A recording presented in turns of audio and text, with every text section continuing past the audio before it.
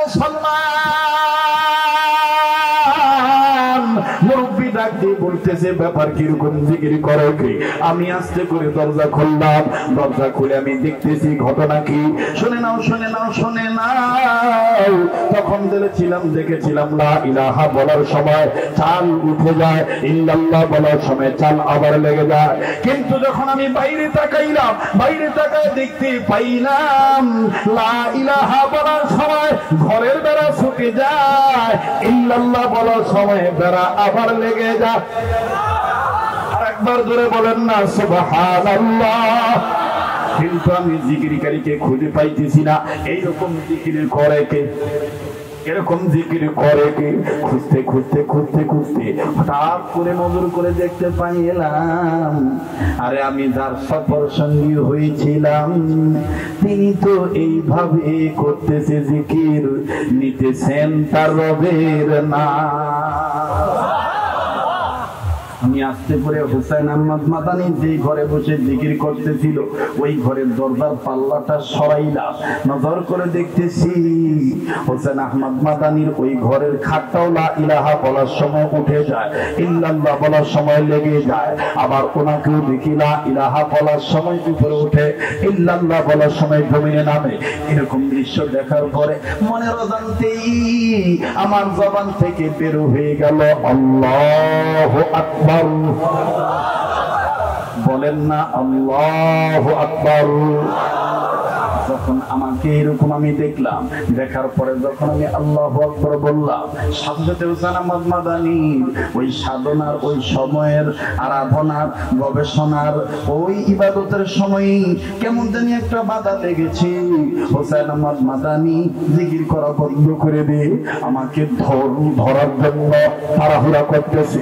ও ভাই জলদি এদিকে আসো। আমি তো ভয় পেয়ে গেলাম। হুসাইন আহমদ মাদানী আমার হাতটা আস্তে করে তার হাতটা বাড়াইয়া ডাক দিয়ে কয়, ভাই গো আমি তোমার কাছে কিচ্ছু চাইবো না, শুধু আমার হাত ধরে ওয়াদা দাও, আজকে তুমি যা দেখতে পেয়েছো আমি মরার আগ পর্যন্ত এই কেরামতি, এই জিকিরের হালত কারো কাছে বলবা না। জিন্দাবাদ জিন্দাবাদ নবীর সেনা, জিন্দাবাদ জিন্দাবাদ জিন্দাবাদ। না কয় না রে ভাই, আবার জিন্দাবাদ জিন্দাবাদ নবীর সেনা, জিন্দাবাদ। আমল করো নামাজ রোজা কায়েম করো খেলাফত, আমল করো নামাজ রোজা কায়েম করো খেলাফত। জিন্দাবাদ জিন্দাবাদ নবীর সেনা, জিন্দাবাদ জিন্দাবাদ জিন্দাবাদ। মুর্দাবাদ মুর্দাবাদ কাদিয়ানীরা মুর্দাবাদ, মুর্দাবাদ মুর্দাবাদ কাদিয়ানীরা মুর্দাবাদ। আমল করো নামাজ রোজা কায়েম করো খেলাফত, আমল করো নামাজ রোজা। জিন্দাবাদ জিন্দাবাদ নবীর সেনা, জিন্দাবাদ। ঠিক না? নবীজিকে বিশ্ব নবী, শেষ নবী মানবে না যারা, ইমানের দাবিতে ইমানদার হবে না তারা। ঠিক না? নবীজিকে বিশ্ব নবী, শেষ নবী মানবে না যারা, ইমানের দাবিতে ইমানদার হবে না তারা। কোরআন হাদিস প্রমাণ করে, কোরআন হাদিস প্রমাণ করে আমার নবী শেষ নবী, খতমে নবুয়ত। জিন্দাবাদ জিন্দাবাদ নবীর সেনা, জিন্দাবাদ জিন্দাবাদ জিন্দাবাদ। আমল করো নামাজ রোজা কায়েম করো খেলাফত, আমল করো নামাজ রোজা। আমি জানি তো কালকে চলে গেলে কব যে পশ্চিম যে কইয়া দিব, খালি গান বয়ে গেছে। কথা না, যুগের সাথে তাল মিলিয়ে চলতে হবে, বাতিলের মোকাবেলা করতে হবে। বাতিলকে দমন করতে গেলে, বাতিলের কাছে মাথা উঁচু করে দাঁড়াতে গেলে আমার যা যা করা দরকার আমি তাই করবো, তবে সেটা কোরআন সুন্নাহ নিয়ে। কথা বলেন ঠিক কিনা? এদিকে আপনারা একমত? কারা কারা একমত? দু হাত তুলে আল্লাহকে দেখান। নারায়ে তাকবীর, নারায়ে তাকবীর। হাত নামা। আল্লাহ রাসূল সাল্লাল্লাহু আলাইহি সাল্লাম বিশ্ব নবী, শেষ নবী, উনি ঘোরাঘুরি করতেছেন, দেখতেছেন যে আমার সাহাবীরা কি করেন। তো গেছেন হযরত ওমরের বাড়ির কাছে। হযরত ওমরের বাড়ির কাছে যে দেখতেছেন, কানে শুনতেছেন আর চোখ দিয়ে দেখতেছেন ওমর রাদিয়াল্লাহু তাআলা আনহু কোরআন তেলাওয়াত করতেছেন এত জোরে জোরে। শোনেন, এত জোরে জোরে তেলাওয়াত করতেছেন। আল্লাহ নবী কিচ্ছু বলেন নাই। গেলেন তার বন্ধু সিদ্দিক আকবর হযরত আবু বকর রাদিয়াল্লাহু তাআলা আনহুর বাড়িতে। ওখানে যে দেখতেছেন হযরত আবু বকর এত আস্তে আস্তে কোরআন শরীফ পড়তেছেন। আল্লাহ রাসূল বলতেছেন ব্যাপার কি? ওমর পড়তেছে জোরে জোরে, আবু বকর পড়তেছে আস্তে আস্তে। এখন কিছু বলবো না, নামাজ শেষ হলে ফজরের নামাজের পরে আমি উভয়কে জিজ্ঞাসা করব তোমার জোরে পড়ার কারণ কি আর ওনার আস্তে পড়ার কারণ কি। সুবহানাল্লাহ বলবেন না? একটু জোরে বলবেন না সুবহানাল্লাহ? মুসলমান ভাইরা আমার, বন্ধুগণ, আল্লাহর নবী সাল্লাল্লাহু আলাইহি ওয়াসাল্লাম নামাজ আনতেন। নামাজের পর আবু বকর রাদিয়াল্লাহু তাআলা মুখে ডাক দিয়ে বলতেছেন, হযরত আবু বকর, ওগো বন্ধু আমার, আপনি কোরআন তেলাওয়াত করতেছিলেন, এত চমৎকার লাগতেছিল, কিন্তু আপনি কোরআন শরীফ অনেক আস্তে আস্তে পড়তেছিলেন। কিন্তু আপনার আগে যখন আমি ওমরকে দেখলাম, ওগো আবু বকর, ওমর কেমন জানি চিল্লা কোরআন তেলাওয়াত করতেছে, তবে আপনাদের দুইজনের তেলাওয়াতের দ্বারা ফুটে উঠেছে দুজনেই কোরআনকে সম্মান করেন। আল্লাহর নবী বললেন, আবু বকর,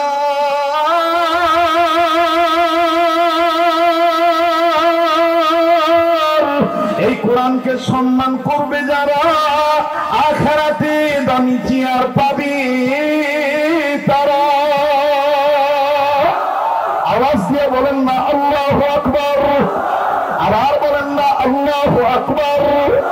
আল্লাহর নবী ডাক দিয়ে বললেন, বন্ধু আবু বকর, আপনার কোরআন শরীফ আপনার আস্তে পড়ার কারণ কি? হযরত ওমরকে বললেন, ওগো ওমর, আপনি কেন কোরআন এত জোরে পড়লেন? ওমর আর আবু বকর দুইজনেই ডাক দিয়ে বললেন, নবী গো, আমাদের কথা আমরা পরে বলবো, কিন্তু আজকে আমাদের এত ভালো লাগতেছে,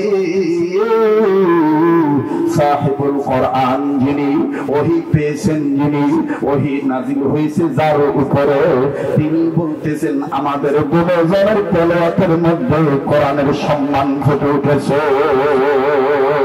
আরেকবার আওয়াজ দিয়ে বলেন না আল্লাহু আকবার?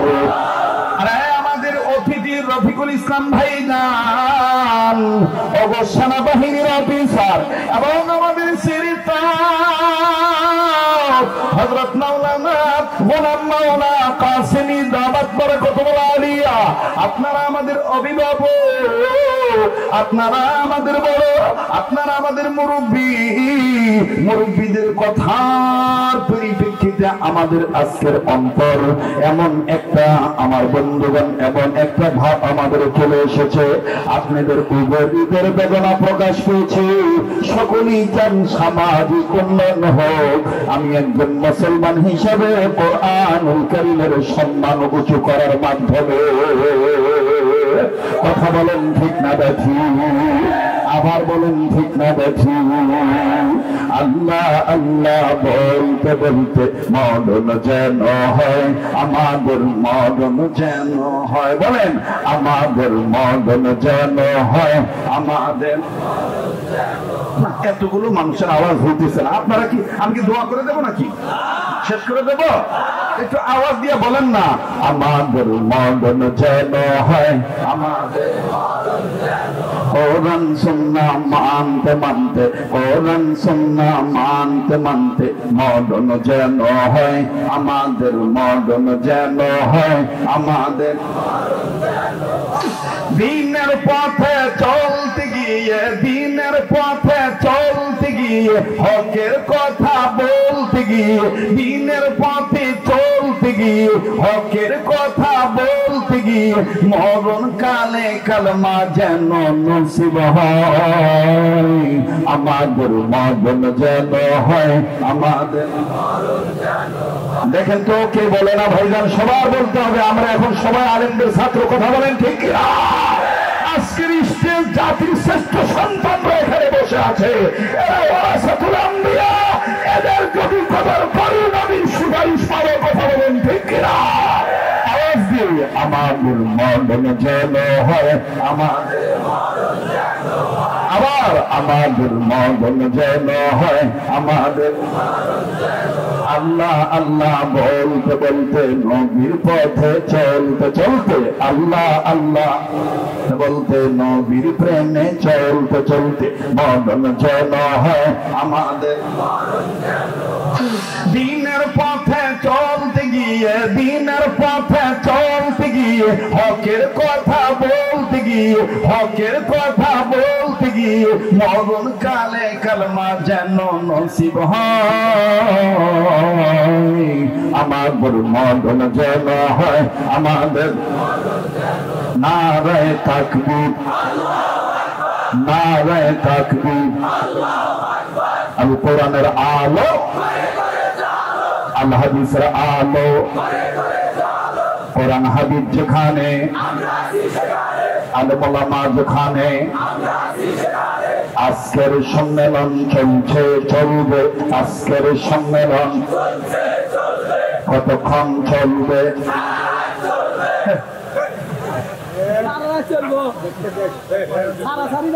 আজকে সারাসারি না, হ্যাঁ ঠিক আছে বলুন জি, চলবে কি চলবে না?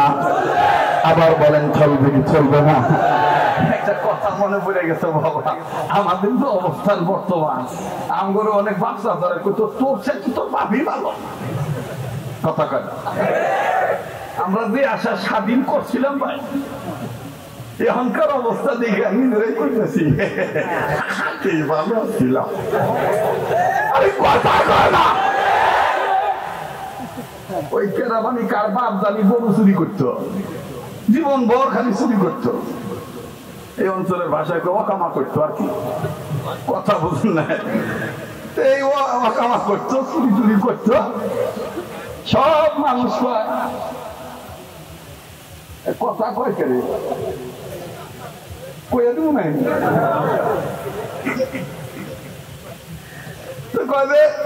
আব্বা আপনার জন্য সমাজে মুখ দেখাইতে পারি না, সবাই খেলে আপনার খারাপ করে। এবার মরার আগে তার ছেলেরা এইভাবে ডাক দিয়ে করতেছে, সবাই খেলে আপনি খারাপ করে। ওই বাবা ফোন করতেছে, বাবা তাইলে আমি মরার পরে যেন তো করে সারা জীবন মানুষ তোর বাপের ভালো করে, এরকম একটা বুদ্ধি কইয়া দিব নাই? কয় তাহলে আব্বা কোন ওর বাপ করতেছে, তাহলে কইয়া দিই। একটা বিষয় কি কইয়া দিব, ওর বাপ করতেছে আমার খারাপ করে, তাই না? আমি মরার পরে তোরা এই চুরি বিদ্যাটা ধরে রাখবি, তবে আমি যেটা করছি ওটা থেকে তোর একটু ব্যতিক্রম করবি। কেমন? আমি গোয়াল ঘরের থেকে গরু চুরি করে বাই করে নিয়ে আসছি, কিন্তু কোনোদিন কোনো গোয়াল ঘরে কেরোসিন তেল থেকে আগুন লাগাই দিবে। আর তোরা গোয়ালের থেকে গরু চুরি করে নিয়ে যাবি ঠিকই, কিন্তু গোয়াল ঘর দ্বারা আবার জ্বালায় পুড়ে শেষ করে দিবি। আমি মাঝে মধ্যে ডাকাতি করছি, কাউকে হত্যা করি নাই, খুন খারাপি করি নাই। আর তোরা এই ডাকাতি ঠিকই করবি, কিন্তু আসার সময় মিয়া সাল পাস আর পুরুষ পাস একবারে জায়গায় শেষ করে দিয়ে এই কয়ে দিলাম।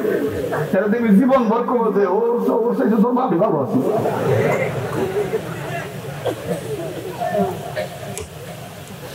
এইবার পোলাপান তাই করছে, গোয়াল ঘরে তুমি গরু চুরি করে নিয়ে আহে, কেরাসিন তেল ঢাইলা দিয়ে গোয়াল ঘর ঢাইলাম দিয়ে শেষ করে দেয়।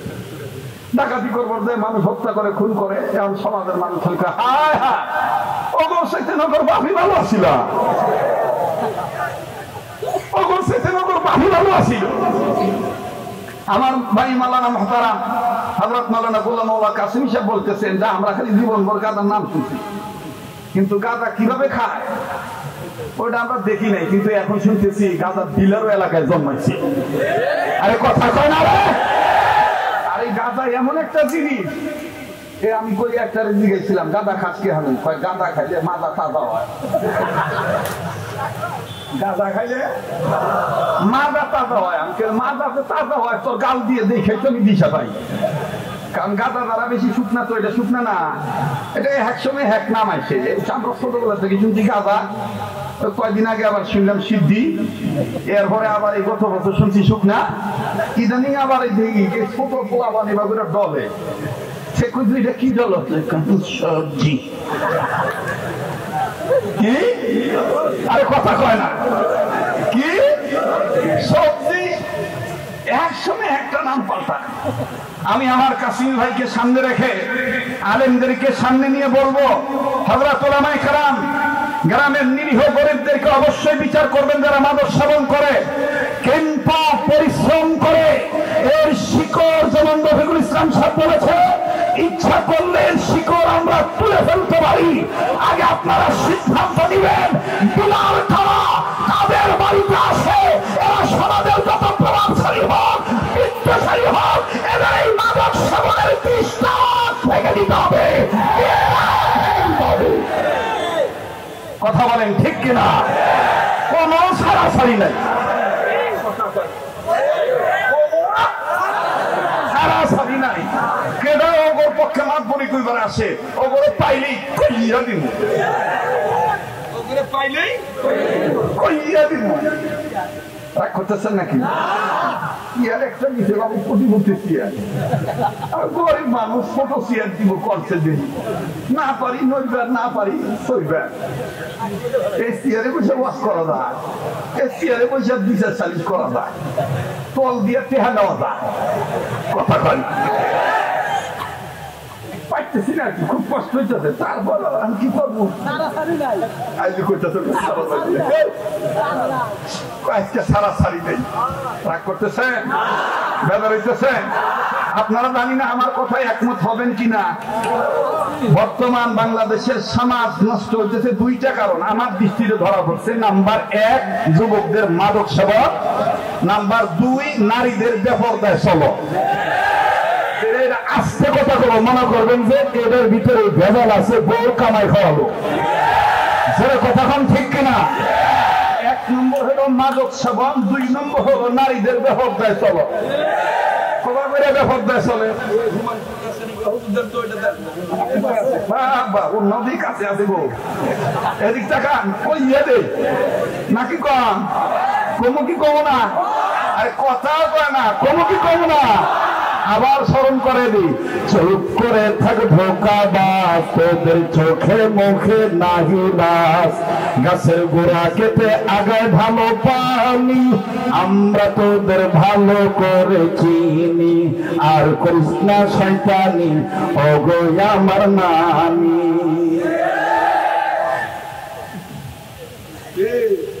ঠিক আছে না? যত দোষ খালি অভিপ্রায় বললাম আমার কাশ্মীর দেখবেন, খালি আমরা দেখলে তো ভালো হবে না।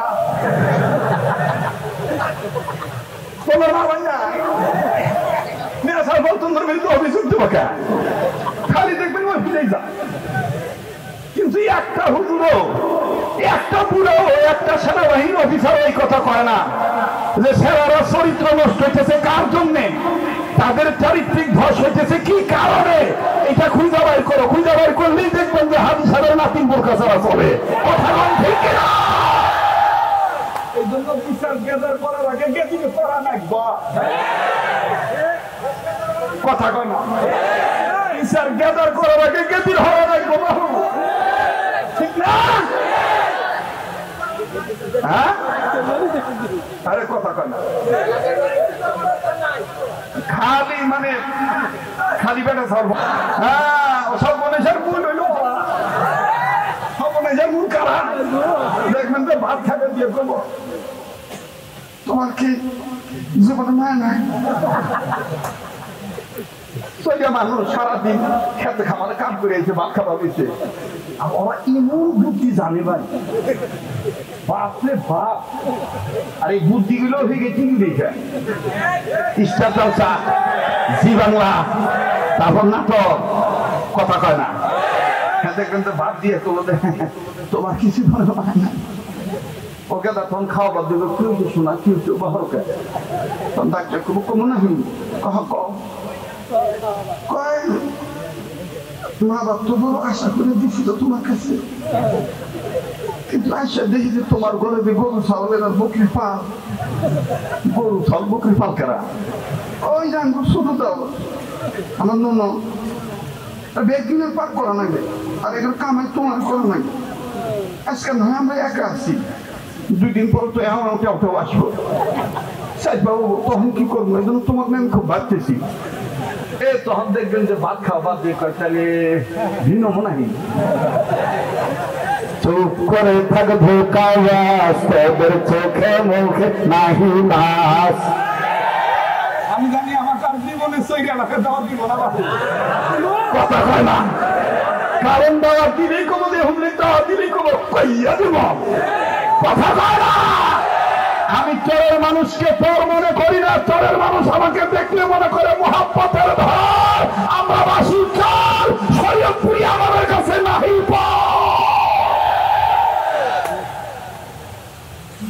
এখনো কিন্তু আমি ওয়াজ শুরু করি নাই, ও আরম্ভ করতে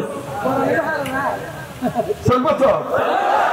বাপরে বাপ কি যে অভিনয়, অথচ এই নাতিদের নারীরা আমার দিক টাকা নিয়ে অন্যরা যে কারণে নিচ্ছি নারীদের ব্যাপার চলন 10-12-15 বছর আগে বেগানা পুলিশ দেখলে আমার দিক টাকা নিচ্ছ টাকা দেখে যায় কবে আপনি মাই মানুষের ওগুলো আপনি দেখছেন কিভাবে আমি কানা আমাকে আমার চোখ দেয় নাই আবার একটা কয়েক করতে হতে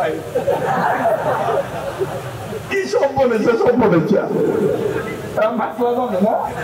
দেখবেন যে বেগানা পুরুষ ওই নানি দাদিরা দেখলে এরকম করে দেখবেন রাস্তা পাল্টায় যাইতো আর ঘোমটাটা এরকম করে লম্বা করে দিয়া তবে নাসিমা এলা আমি পরে যাই কি হানা বাবু কবে বড় ভালো লাগতেছে না।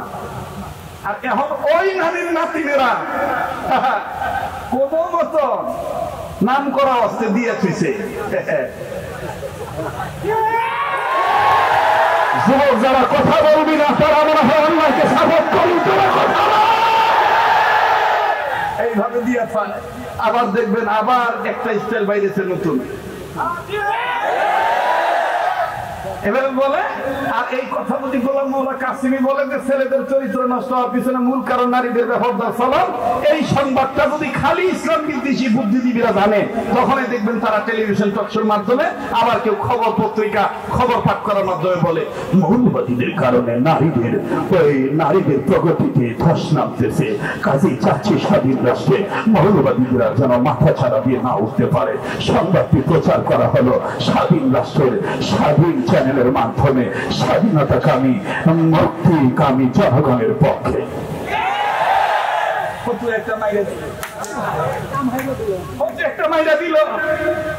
আমি এখন বলতে চাই বুদ্ধিজীবীরা যতই ফতুয়া দেন পরিষ্কার করে বলতে চাই আপনাদের মৌলবাদী জঙ্গিবাদী ও ট্যাবলেটার বাংলার মানুষ খাবে না, ও বাদ হয়ে গেছে। ওটা চললে দিল্লিতে চলতে পারে, ওটা চললে রামধন চ্যাটার্জি মুখার্জি গঙ্গোপাধ্যায় চট্টোপাধ্যায় হরিদাস পারলেন সেন দাদাবাবুদের কাছে চলতে পারে।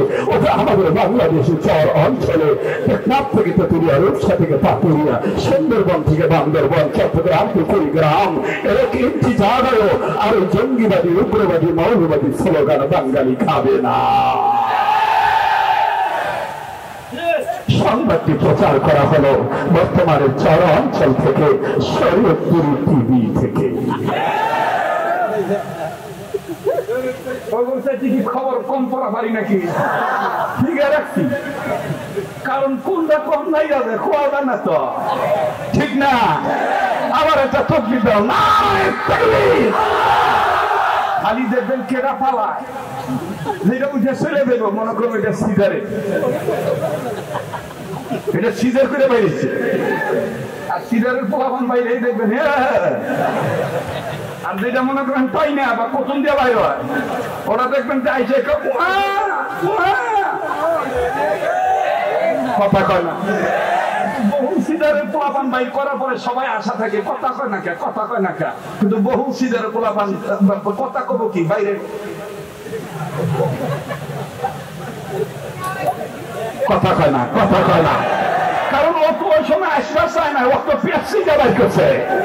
কাজে এখানে দেখবেন যারা কোরআন হাদিসের আলোচনা চলার অবস্থা দেবে উদ্দেশ্য করে পাশার কাপড় ধরাতে উঠে দিব, মনে করবেন এই যে সিজারের প্রোডাকশন।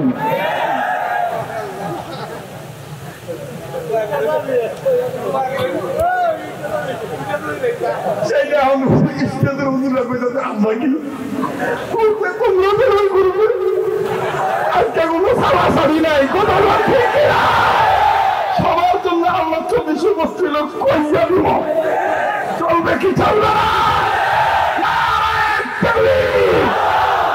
তাহলে কোরআনকে সম্মান করবে যারা, ইহুদ সন্দেহ আছে, সন্দেহ আছে, বাস চমৎকার একটা তথ্য মনে পড়ে গেল। উম্মতের আলেমদের কাছে জিজ্ঞেস করে দেখবেন, হ্যাঁ ভাই ভুলে যাবেন না আবু বকর কেন আসতে পড়লেন, ওমর কেন দূরে পড়লেন, এটা একটু মনে রাখবেন, ঠিক আছে না?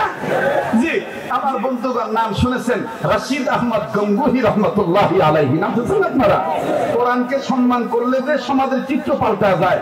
সমাজওয়ালাদের মধ্যে যদি কেউ কবরবাসীর কবরে শুয়ে থাকে, কোরআনওয়ালাকে সম্মান করার মাধ্যমে তাদের কবরের আযাব আল্লাহ মাফ করে দেয়।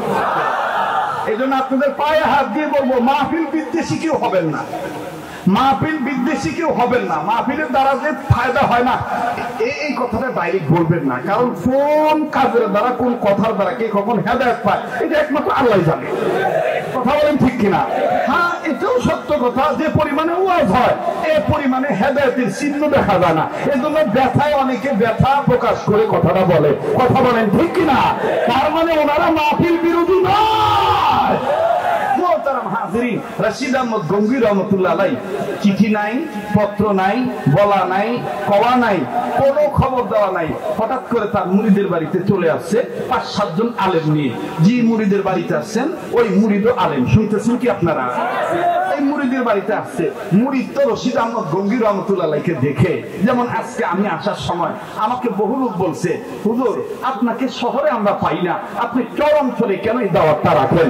আমি তাকে দুইটা কথা বলেছিলাম, ভাই সিরাজগঞ্জ জেলা, টাঙ্গাইল জেলার প্রত্যন্ত অঞ্চলের কোন দাওয়াত আমি পেলে আমি অত্যন্ত উইক, দুর্বল হয়ে যাই।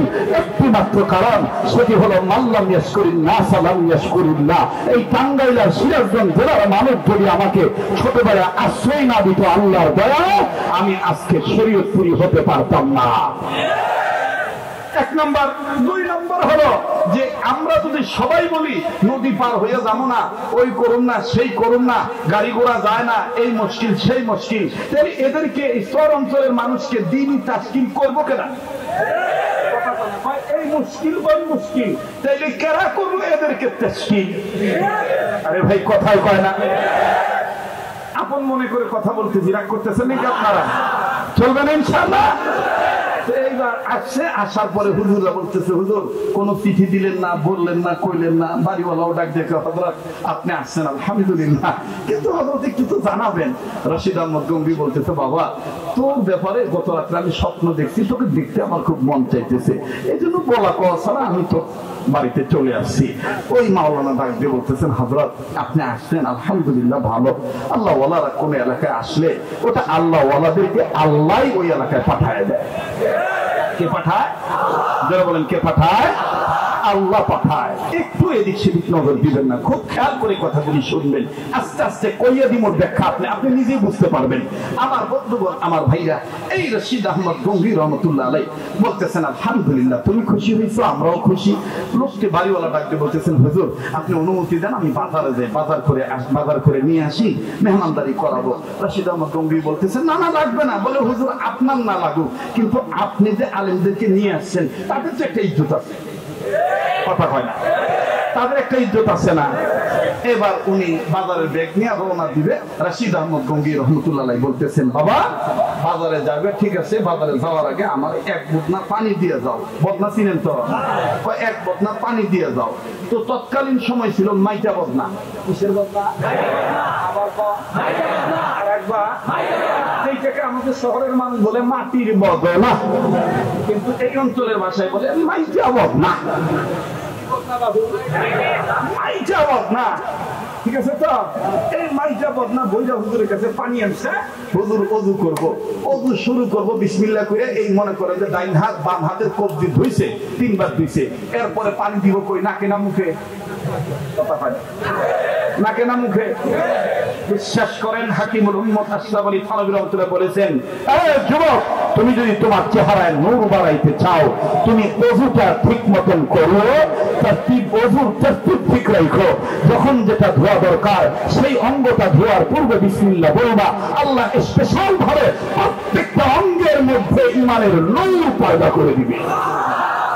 এই লোকটার চেহারা দেখলেই বোঝা যাবে যে এটা আল্লাহওয়ালা। এই লোকটার চেহারা দেখলেই বলবে যে কি আল্লাহওয়ালা। সুবহানাল্লাহ বলে। তো রশিদ আহমদ গঙ্গী রহমাতুল্লাহ আলাইহি মুখে পানি দিয়েছেন। মুখে পানি কয়বার দেয়?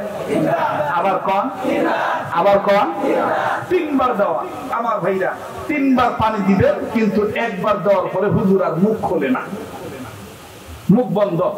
হুজুর পানি ফালায়ও না, কথাও কয় না, কিছুই কয় না।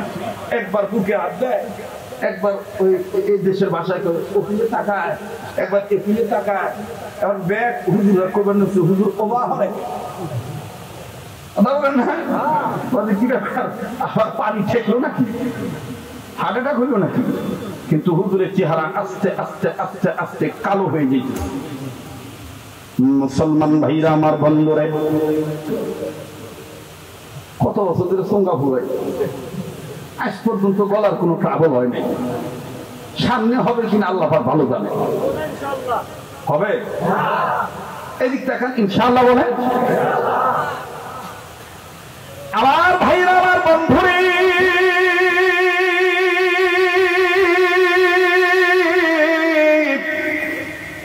এইবার রশিদ আহমদ গঙ্গী রহমাতুল্লাহি আলাইহি মুখটা বন্ধ করে আছে, পানি তিনি বের করেন না। আমার বন্ধুগণ সবাই অবাক দৃষ্টিতে তাকিয়ে রইলেন, ব্যাপার কি রশিদ আহমদ গঙ্গী কেন মুখ খোলেন না? হযরত কোই মুশকিল হয়, হযরত কোনো কথা বলেন না। ভাই গো, রশিদ আহমদ গঙ্গী রহমাতুল্লাহি আলাইহি সবাই যখন সওয়াল করতেছে, প্রশ্ন করতেছে, জানার জন্য চাইতেছে, আর রশিদ আহমদ গঙ্গী আমার বন্ধুগণ কুতুবুল আলম, কুতুবুল ইরশাদ, ফকিহুন নাস রশিদ আহমদ গঙ্গী রাহমাতুল্লাহি আলাইহি, উনি আর মুখের ভিতরে পানি রাখলেন না। উনি পানিটা আমার বন্ধুগণ মুখ থেকে নিজের পায়ের কাছে ফেলে দিলেন। পায়ের কাছে ফেলে দিয়া ডাক দিয়ে বলে দিলেন, ওযু আমি বন্ধ করে দিলাম।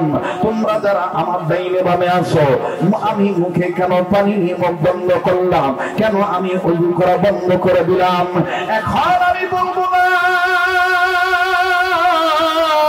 আমি যেটা বলি তোমরা আগে সেটা করো, জলদি করো, জলদি করো। বলে কি জলদি করবো?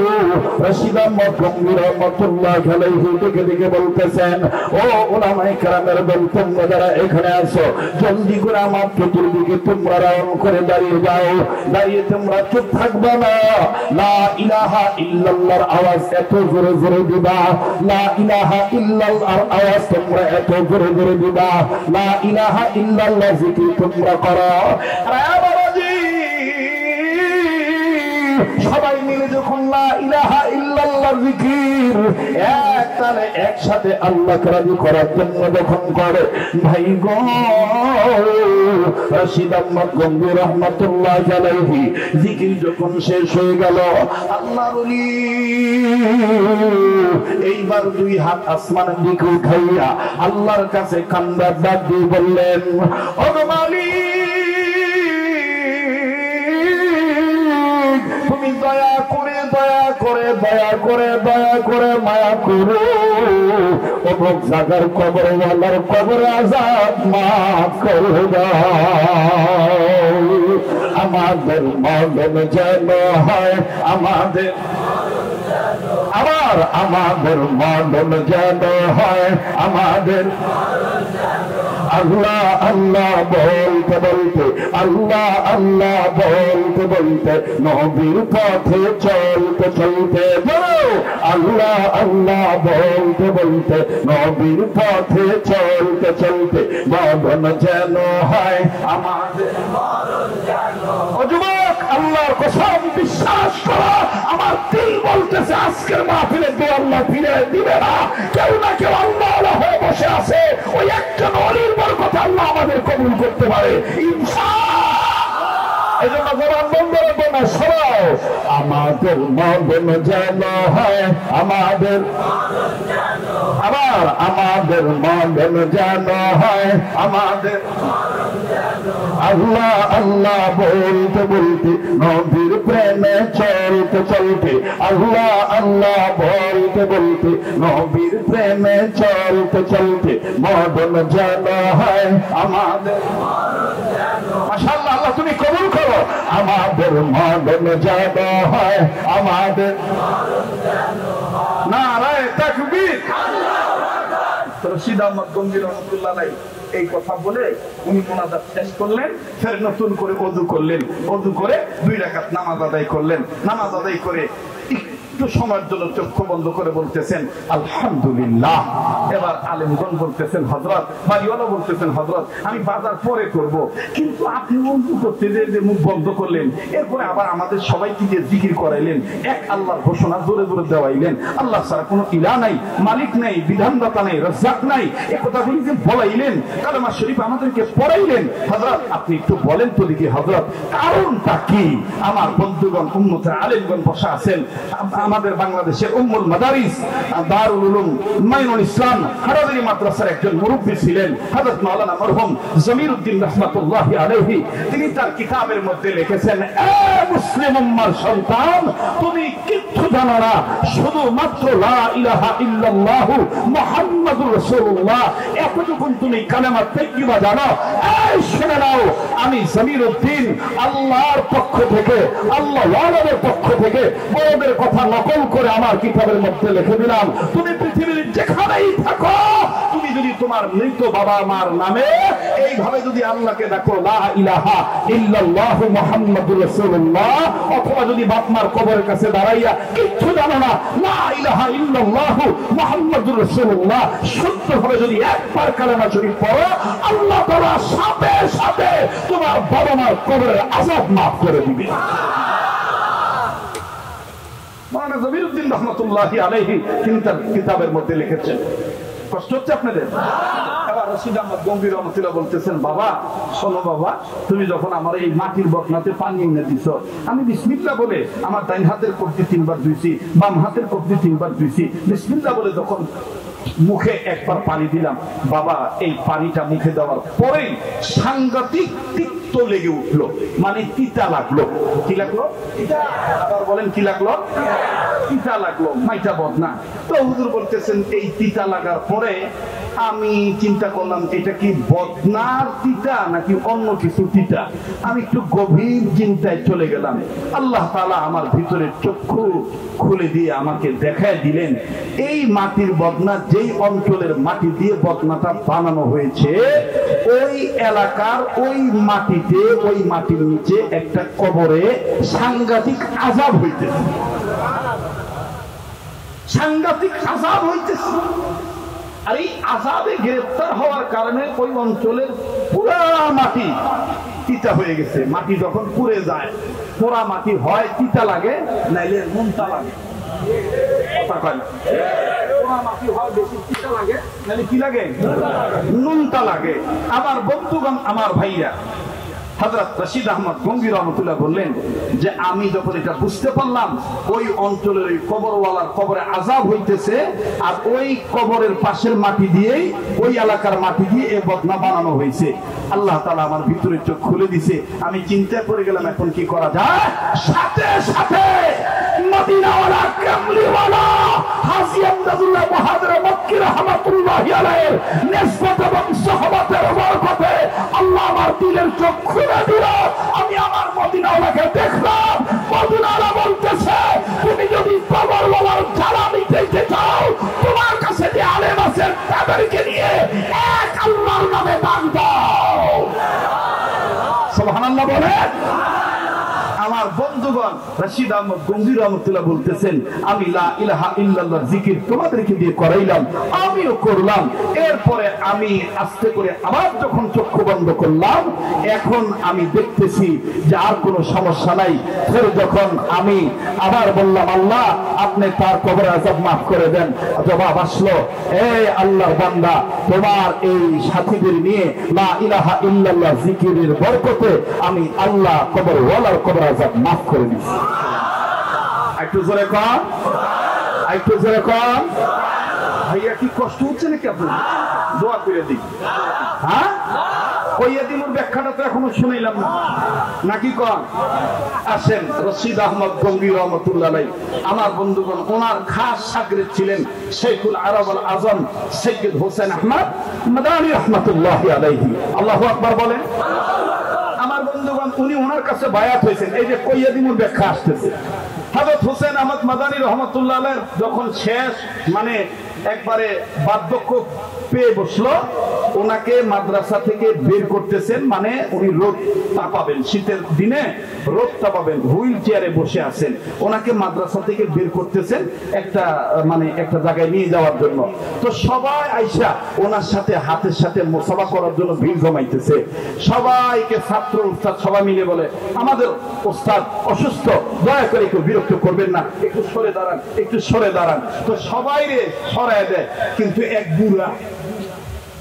এক বুড়াইছে, এই শোনেন, ভালো করে খেয়াল করে শোনেন, এক বুড়াইছে, এই কাকা বসেন তো, কি খবর, বসেন না কে? তো এইবার এই মুরব্বী কাকা দাদা উনি যখন হাত বাড়াইছে, দুই একটা ছাত্র ধাক্কা দিচ্ছে, ধাক্কা দিয়ে কাকা করেন তো, হুজুর অসুস্থ। এই বুড়া সাইডে দাঁড়াইয়া, হোসেন আহমদ মাদানী রহমতুল্লাহ একটা স্বভাব ছিল, সবসময় মাথাটা এইভাবে নিচে করে রাখতেন। ওনার মুরিদ আমার শায়েখ মুর্শিদ শেখুল ইসলাম আহমদ শফি রহমতুল্লাহ আলাইহি, এভাবে দেখা গেছে যে উনিও মাথাটা নিচু করে রাখতেন। সমস্ত ছাত্র শিক্ষকগণ ডাক দিয়ে বলতেছেন, ব্যাপার কি?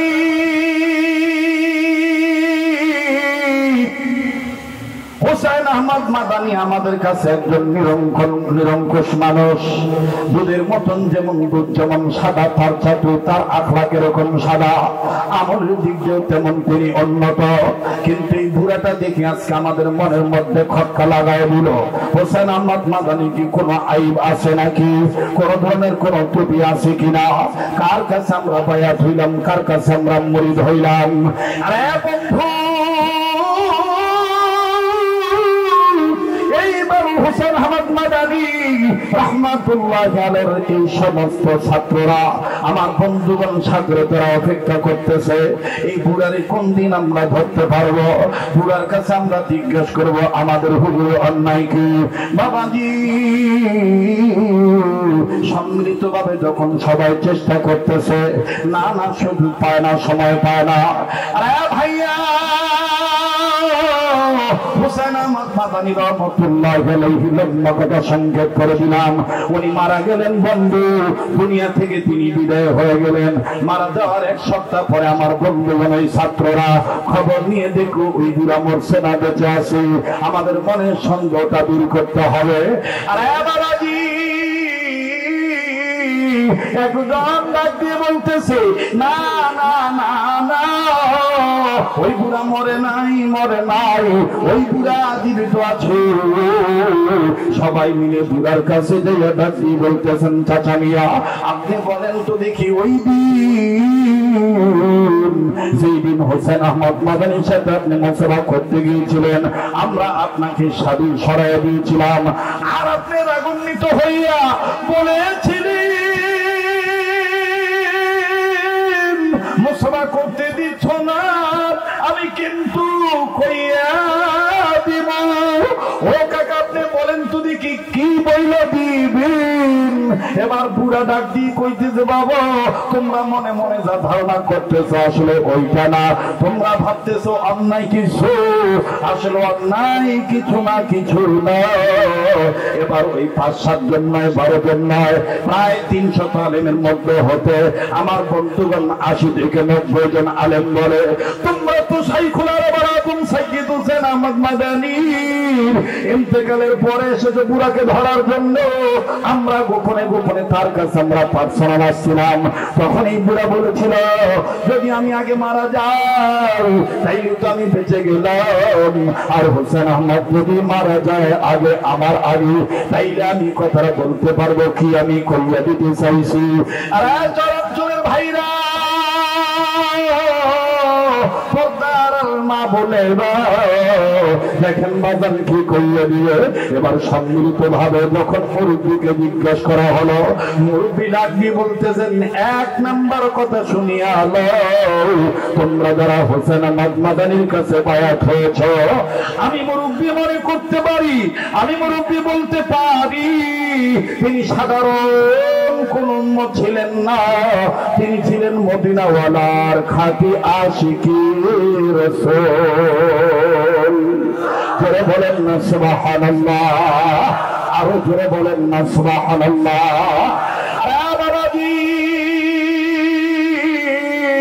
পায়ে হাত দিয়ে বলবো বাজান কেউ এদিক সেদিক নজর দিবেন না, অনুরোধ করে বলতেছি বাজান কোনো ওঠাউঠি নাই, কেউ যদি চলে যায় আমার বন্ধুগণ তাকে চলে যেতে দিবেন, কিন্তু খবরদার কারো দেওয়া দেখে কেউ যাবেন না।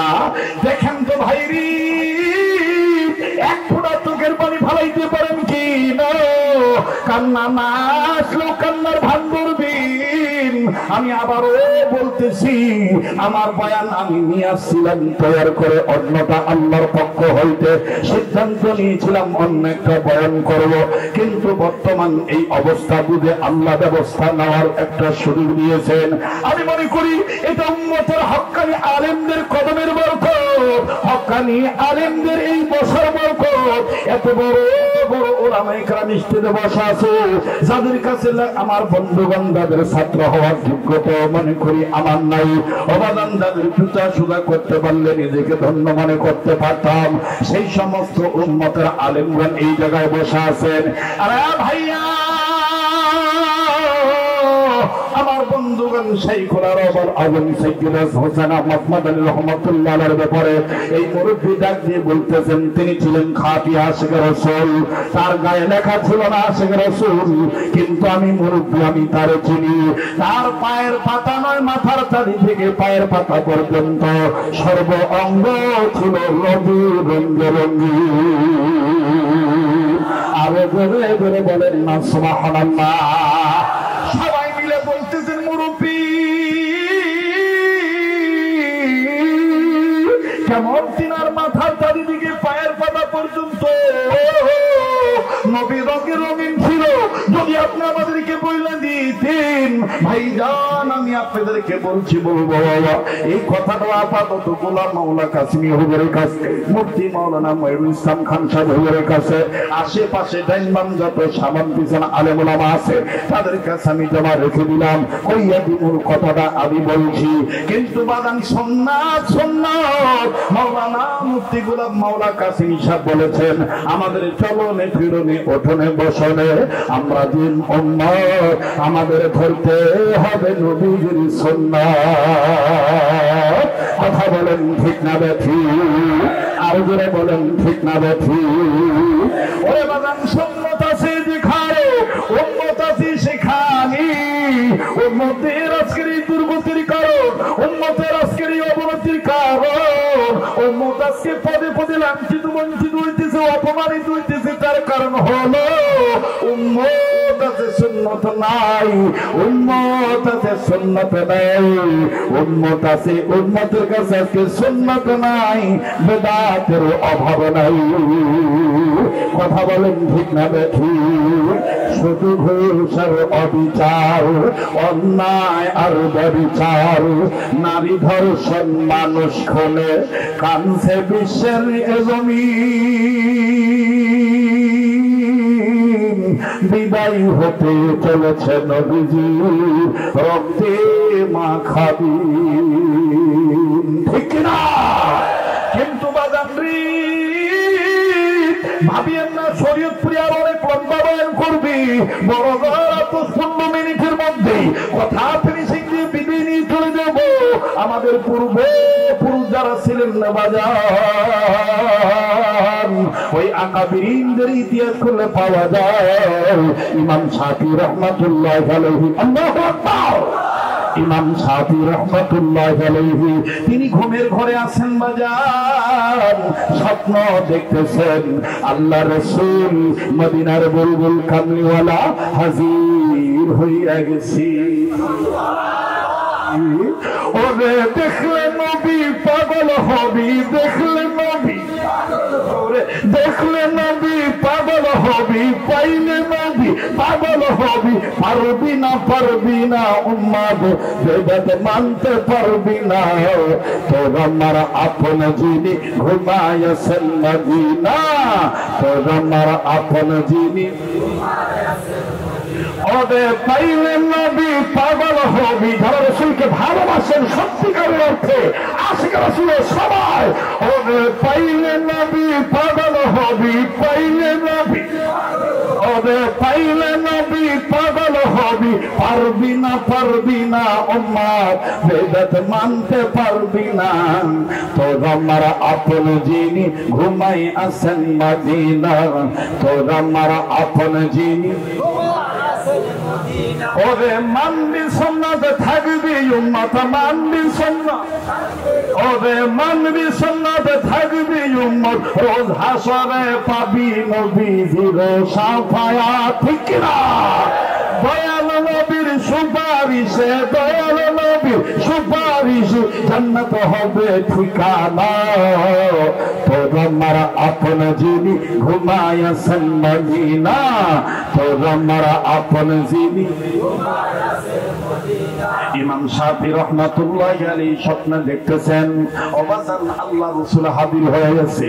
আল্লাহ রাসূলকে সালাম দিলেন, নবীজি সালামের উত্তর দিলেন, উত্তর দিয়ে ডাক দিয়ে বললেন ইমাম শাফি আমি মদিনাওয়ালা কামলিওয়ালা তোমার ঘরে এসেছি তোমাকে একটা মেসেজ পৌঁছায় দেওয়ার জন্য, একটা কথা বলার জন্য। দেখে দেখে বলতেছেন রাসূল আপনি বলেন। ইমাম শাফি রাহমাতুল্লাহ আলাইহি আল্লাহ রাসূল ডাক দিয়ে বলতেছেন আল্লাহর বান্দা তুমি অবশ্যই অবগত আছো বর্তমান জালিম বাদশার কারাগারে আমাদের একজন সত্যিকারের ওয়ারিস ওয়ারাসাতুল আম্বিয়া যার নাম ইমাম আহমদ ইবনে হাম্বল, যার কাছে আছে আমাদের সুন্নতি এক নম্বর সম্বল। আল্লাহু আকবার। যার নাম ইমাম আহমদ ইবনে হাম্বল, যার কাছে আছে একমাত্র সম্বল আমাদের সুন্নতি একমাত্র সম্বল। আমি রাসূল বলে দিলাম তুমি ইমাম শাফি তার কাছে খবর দিয়ে বলে দিও ইমাম আহমদ ইবনে হাম্বল যেই পথে যেই মতে যেই রাস্তায় আসে এটাই হলো চূড়ান্ত পর্যায়ের হকের পথ। আল্লাহু আকবার। ইমাম শাফি রহমাতুল্লাহ আলাইহি ঘুম ভেঙে গেছে। কষ্ট হচ্ছে, অনেক বিরক্ত হইতেছে।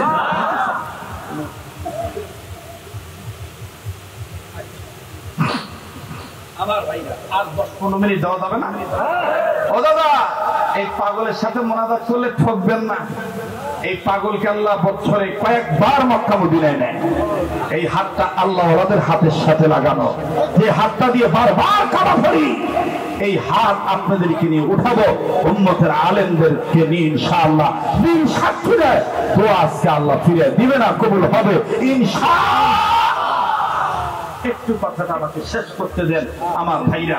হযরত ইমাম আহমদ ইবনে হাম্বলের কাছে ইমাম শাফি ঘুম থেকে উঠে তার খাদেমকে বলতেছেন বাবা তুমি ইমাম আহমদ ইবনে হাম্বলের কাছে যাও, জেলখানায় যাও, তার সাথে দেখা করো আর বলে দিও আল্লাহ রাসূল আমাকে বলে দিয়েছেন তিনি যে পথে আছেন এই পথটাই হকের পথ। সুবহানাল্লাহ। একটু জোরে কর। তাহলে এবার বলেন তো দেখি আমার তেলাওয়াতকৃত আয়াতের অর্থ অনুযায়ী আমার আপনার জীবনের পরিচালক কে? আসতে হলো কেন? জোরে বলেন কে? আবার বলেন কে? যারা আল্লাহর বিধান থেকে মুখটা ফিরিয়ে নিয়েছে তাদের পরিচালক কে? শয়তান। তাদের পরিচালক কে? শয়তান। শয়তান যাদের পরিচালক হয় তারাই মানুষের মানবতা ধ্বংস করার জন্য সমাজে মাদক বিক্রি করতে পারে। কথা বলেন ঠিক কিনা? এবার ইমাম আহমদ ইবনে হাম্বল রাহমাতুল্লাহি আলাইহির কাছে ইমাম শাফির খাদেম খবর নিয়ে গেছেন, আসসালামু আলাইকুম রাহমাতুল্লাহি ওয়া বারাকাতুহু। হযরত, আপনার ব্যাপারে আমাদের ইমাম হুজুর ইমাম শাফি আমাকে বলে দিয়েছেন, গত রাত্রে রাসূল আকরাম সাল্লাল্লাহু আলাইহি সাল্লামকে তিনি স্বপ্নে দেখেছেন। রাসূল আকরাম সাল্লাল্লাহু আলাইহি সাল্লাম স্বপ্নের মাধ্যমে আপনার কাছে বলতে বলেছে, আপনি যে পথে আছেন জালিম আপনার উপর যতই অত্যাচার করুক না কেন, নিঃসন্দেহে এটাই আপনার চূড়ান্ত পর্যায়ের হকের পথ। আপনি মাজলুম, আপনি হক হক্কানিয়াতের পথে আছেন।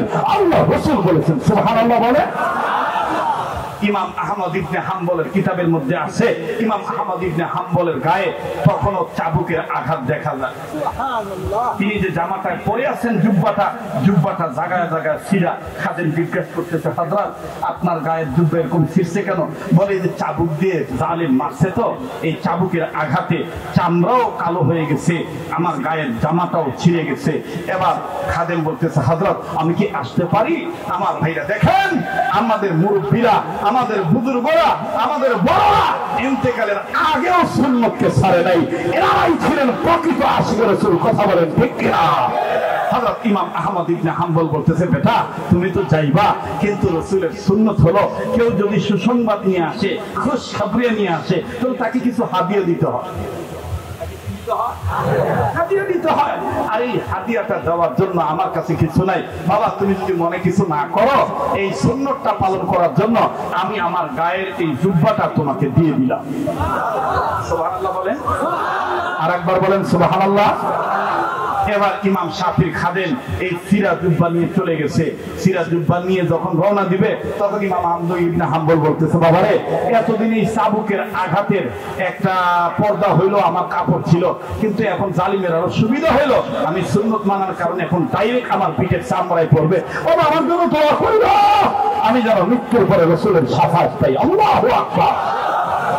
ইমাম শাফির খাদেম এই জুব্বাটা নিয়ে চলে গেলেন। জুব্বা নিয়ে গেছেন, যাওয়ার পরে ইমাম শাফি বলতেছেন, তুমি যে ইমাম আহমদ ইবনে হাম্বলের কাছে গেলা সুসংবাদ নিয়ে, তোমাকে কিছু হাদিয়া দেয় নাই? ইমাম আহমদ ইবনে হাম্বলের এই কথা শুনে ইমাম শাফির খাদেম বলতেছেন, হযরত আমাকে যে হাদিয়া দিবে বা দিয়েছে আপনি বুঝলেন কেমনে? বলে, আমার জানা মতে ইমাম আহমদ ইবনে হাম্বল এমন একজন আশিক রাসূল যিনি মৃত্যুর আগ পর্যন্ত রাসূলের সুন্নতের আমল ছাড়তে চান না। তো বলতেছেন, খাদেম বলতেছেন, হযরত সুসংবাদ নিয়ে গেছি, আমাকে তা হাদিয়া দিছে। বলে, কি হাদিয়া দিছে? আস্তে করে পকেট থেকে সিরা জুব্বাটা বাইর করছে। বলে, এই যে সুসংবাদ যারা নিয়ে যায় নবীর সুন্নত, তাদেরকে হাদিয়া দিতে হয়, হুজুরের কাছে ছিল না, এই গায়ের সিরা জুব্বাটাই ছিল, এটা দিছে। ইমাম শাফি হাতটা ভরায় দিয়ে বলতেছেন, ভাই আমার মনে যদি কিছু না নাও, কিছু সময়ের জন্য এই সিরা জুব্বাটা আমার একটু দাও। আশিক রাসূলের সাচ্চা আশিক রাসূলের জুব্বাটা আমি একটু ভিতরে নিয়ে যাই। আর আমি বলছি বলবো, তবে বলার আগে বাজান একটা ওয়াদা নিতে চাই, অনুরোধ করে আমি আপনাদের কাছে বলতে চাই। আমার দিন বারবার বলে আজকের মাহফিলে তো আল্লাহ কবুল করবে। এই পাগলের সাথে মা বাবার নামে, বংশের মায় মুরব্বীদের নামে দোয়া না করে একসাথে আমরা কেউ যাব না। একসাথে আজকে মন্ত্র আমার ভাইরা মজলিস শেষ করে যাব। কারা কারা তো আছেন তো হাত তুলে দেখান তো দেখি। লিল্লাহি তাকবীর। ভাইজান আমি বলছি বলবো, সবার কপালে তো দোয়া হবে না, সবাই তো দোয়া করে দিতে পারবে না, এটাও বাজান একটা কপাল লাগে। এবার হযরত ইমাম শাফি রাহমাতুল্লাহি আলাইহি জুব্বাটা নিয়ে ভিতরে চলে গেলেন। বাবাজি কিছুক্ষণ পর ইমাম শাফি রাহমাতুল্লাহি আলাইহি জুব্বাটা নিয়ে আসেন, খাদেমের হাতে দিলেন। খাদেম দেখতেছেন ব্যাপার কি, জুব্বা দিলাম ইমাম শাফির হাতে, শুকনা জুব্বা, এখন দেখতেছি জুব্বাটা ভিজে গেছে। ঘটনা কি ভিজলো কেমনে? ডাক দিয়ে বলতেছেন, হুজুর আমি তো আপনাকে ভিজা জুব্বা দিই নাই, শুকনা জুব্বা দিয়েছিলাম, এই জুব্বা ভিজলো কেমনি? ইমাম শাফি রাহমাতুল্লাহি আলাইহি বললেন, বাবারে আমি তোমার কাছে বলে দিই, শুনে নাও শুনে নাও, এই সত্যিকারের আশিক রাসূলের জুব্বাটা যে নাকি এত এত অত্যাচারের মধ্যে থাকার পরও রাসূল আকরামের সুন্নাত ভুলতে পারে না, ওই সত্যিকারের আশিক রাসূলের সুন্নাত, ওই সত্যিকারের আশিক রাসূলের জুব্বাটা আমি ভিজিয়েছি, ভিজাইয়া জুব্বা ভিজানো পানি আমি একটা পাত্রে যত্নে সহকারে রেখে দিয়েছি। আমার ভাইরা কেউ লিখেছেন বোতলজাত করা হয়েছিল, কেউ বলেছেন পাত্রের মধ্যে রেখে দিয়েছিলেন। ইমাম শাফির খাদেম বলে হুজুর গো জুব্বার পানি দিয়া কি হবে? ইমাম শাফির রহমাতুল্লাহ আলাইহি তখন কেঁদে কেঁদে বলতেছিলেন বাবারে আমি আমার বংশের লোকদেরকে বলে যাব এটা হলো নবীর সত্যিকারের আশিক রাসূল ইমাম আহমদ ইবনে হাম্বলের জুব্বা নামক সম্বল ধৌত করা পানি, জুব্বা ভিজানো পানি। এই পানিটা আমি বোতলজাত করে রেখে দিলাম, এই পানিটা আমি পাত্রে রেখে দিয়েছি। আমি ইমাম শাফি যেদিন মারা যাব, যেই দিন আমাকে শেষ গোসল দেওয়া হবে, আমি যে জীবনভর আল্লাহকে পরিচালক মেনেছি, আমার শেষ গোসলের সময় এই সত্যিকার আশিক রাসূলের জুব্বা ভিজানো পানি দিয়ে যেন গোসল দেওয়া হয়। আমার দিল বলে যেদিন আমাকে পানি দিয়ে গোসল করে দাফন করবি, এই সুন্নতওয়ালা উম্মতের মহব্বত আমার অন্তরে থাকার কারণে আমি আমার কবরে আমার নবীকে পাবো, আমার কবরে কোনো আযাব হবে না। আল্লাহু আকবার। মুসলমান ভাইরা আমার আর লম্বা করতে চাই না, এবার ইমাম নয় মুসলমান বন্ধুগণ হোসেন আহমদ মাদানী রাহমাতুল্লাহ আলাইহির ব্যাপারে এই মুরব্বি ডাক দিয়ে বলতেছেন বাবা করেছিল আসলে তাই না, তোমরা ভেবেছিলে কোনো দোষ না, দোষ কোনো না কোনো অন্যায় অপরাধ, কোনো না কোনো আইব আছে। না না না, কোনো আইব না।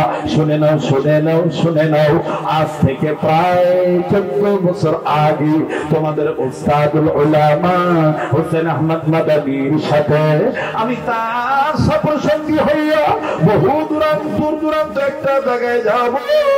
প্রতিমধ্যে রাত্র হয়ে গেছে, হোসেন আহমদ মাদানী এক মুসলিমের বাড়িতে আশ্রয় নিয়েছে, তার একজন ছাগরাতের বাড়িতে আশ্রয় নিল।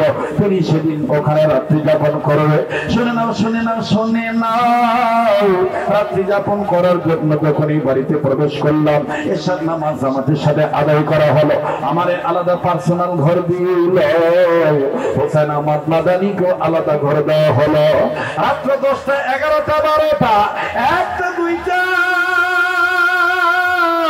যখন বেজে উঠলো 3টা 3:30 পৌনে 4টার দিকে নজরুলের রহমত নাজিল হওয়ার সময় শেষ রাত্রিতে হঠাৎ করে আমাকে যেই ঘরে শোয়াইছে বাড়িওয়ালা, ওই খাটের উপরে আমি শুইয়া চোখ খুলে নজর করে দেখতে পাইলাম আমি যে ঘরে শুয়ে আছি ওই ঘরের চাল কেমন জানি একবার উঠে যায় আবার নেমে লেগে যায়। আমি চিন্তা করলাম ব্যাপার কি, ঘরের টিনের চাল কেন উপরে উঠে আবার কেন লেগে যায়। ভালো করে খেয়াল করে শুনতে পাইলাম কে জানি বলে লা ইলাহা আর বলে ইল্লাল্লাহ। শোনো শোনো শোনো, যখন লা ইলাহা ইল্লাল্লাহ বলে, লা ইলাহা বলে, তখন চালটা উঠে যায়। ইল্লাল্লাহ বলার সাথে আবার চালটা জায়গায় লেগে যায়। আমি বললাম ব্যাপার কি ব্যাপার কি বাবা, এই মান সবার ভালো লাগবে না। ইলমে মারফতের জগতে যারা প্রবেশ করেছে, আল্লাহ ওনাদের হাতের সাথে যাদের হাত লেগে আছে তাদের দিলের মধ্যে ওয়াজগুলো ঢুকবে। অনেকেই মনে করবে গাঁজাখুরি গপ্প, আমাদের বড়দের কথা যদি তোমরা গাঁজাখুরি গপ্প মনে করে তাতে আমাদের কিচ্ছু যায় আসে না। কেননা আমাদের বড়দের লাইন যাইতে যাইতে সাহাবায়ে কেরাম থেকে শুরু করে নবীজি পর্যন্ত তাদের হাত, কথা বলেন ঠিক কিনা? আরে মুসলমান মুরব্বি ডাক দিয়ে বলতেছে ব্যাপার কিরকম, জিকির করে কি? আমি আস্তে করে দরজা খুললাম, দরজা খুলে আমি দেখতেছি ঘটনা কি। শুনে নাও শুনে নাও শুনে নাও, তখন দেখেছিলাম লা ইলাহা বলার সময় চাল উঠে যায়, ইল্লাল্লাহ বলার সময় চাল আবার লেগে যায়। কিন্তু যখন আমি বাইরে তাকাইলাম, বাইরে তাকায় দেখতে পাইলাম লা ইলাহা বলার সময় ঘরের বেড়া ছুটে যায়, ইল্লাল্লাহ বলার সময় বেড়া আবার লেগে যায়। আর একবার জোরে বলেন না সুবহানাল্লাহ। কিন্তু আমি জিকিরকারীকে খুঁজে পাইতেছি না। এইরকম জিকির করে কে? এরকম জিকির করে কে? খুঁজতে খুঁজতে খুঁজতে খুঁজতে হঠাৎ করে নজর করে দেখতে পাইলাম, আরে আমি যার সফর সঙ্গী হয়েছিলাম তিনি তো এইভাবে করতেছে জিকির, নিতেছেন তার রবের নাম। আমি আসতে করে হুসাইন আহমদ মাদানী যেই ঘরে বসে জিকির করতেছিল ওই ঘরের দরজার পাল্লাটা সরাইলাম, নজর করে দেখতেছি হুসাইন আহমদ মাদানীর ওই ঘরের খাটটাও লা ইলাহা বলার সময় উঠে যায়, ইল্লাল্লাহ বলার সময় লেগে যায়। আবার ওনাকেও দেখি লা ইলাহা বলার সময় উপরে উঠে, ইল্লাল্লাহ বলার সময় জমিনে নামে। এরকম দৃশ্য দেখার পরে মনের অজান্তেই আমার জবান থেকে বের হয়ে গেল আল্লাহু আকবার। বলেন না আল্লাহু আকবার। যখন আমাকে এরকম আমি দেখলাম, দেখার পরে যখন আমি আল্লাহু আকবার বললাম, সাথে হুসাইন আহমদ মাদানীর ওই সাধনার, ওই সময়ের আরাধনার, গবেষণার, ওই ইবাদতের সময়ই কেমন জানি একটা বাধা লেগেছে। হুসাইন আহমদ মাদানী জিকির করা বন্ধ করে দিয়ে আমাকে ধরার জন্য তাড়াহুড়া করতেছে। ও ভাই জলদি এদিকে আসো। আমি তো ভয় পেয়ে গেলাম। হুসাইন আহমদ মাদানী আমার হাতটা আস্তে করে তার হাতটা বাড়াইয়া ডাক দিয়ে কয়, ভাই গো আমি তোমার কাছে কিচ্ছু চাইবো না, শুধু আমার হাত ধরে ওয়াদা দাও, আজকে তুমি যা দেখতে পেয়েছো আমি মরার আগ পর্যন্ত এই কেরামতি, এই জিকিরের হালত কারো কাছে বলবা না। আমাদের দেশে ধরে বক মরে ফকিরের কেরামতি বানায়, পুরা গ্রাম বাহিরে কথা কয় না। মুসলমান ভাইরা আমার বন্ধুরে বলে এখানে শেষ নয়। হুসাইন আহমদ মাদানীকে আমি শর্ত দিয়েছিলাম, ঠিক আছে আমি বলবো না, তবে আমি তোমার কাছে একটা জিনিস চাই। শুনে নাও তোলাবা আজিজ ওলামা তোলাবা, খুব খেয়াল করবেন বাবা। এই পুরো ব্যক্তি কই হুসাইন আহমদ মাদানী আমি কোনোদিন প্রকাশ করব না তোমার এই জিকিরের অবস্থা, কিন্তু আমি এক নাম্বার একটা জিনিস চাই, 2 নাম্বার ওয়াদা দিলাম তুমি মরার আগ পর্যন্ত কাউরে বলবো না, কিন্তু আজকে রাত্রে এই মুহূর্তে আমাকে একটা জিনিস দিতে হবে, ওইটা দিলে আমি আর কাউকে বলবো না, আর তুমি নির্ভয় থেকো, তুমি মরার আগ পর্যন্ত কাউকে বলবো না। এবার তোলাবারা আলেমরা সবাই কাছে গেছে, কি পাইছো কি দিছে বলো না।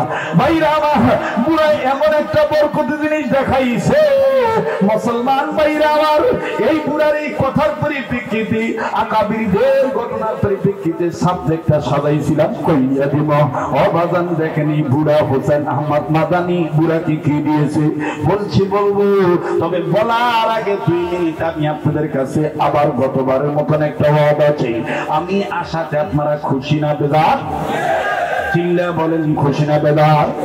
এই মাহফিল হওয়াতে আপনারা খুশি না বেদার? আগামী বছর আবার এই মাহফিলকে আপনারা চান কি চান না? কারা কারা চান একটু আজকাল চলে দেখান তো দেখি।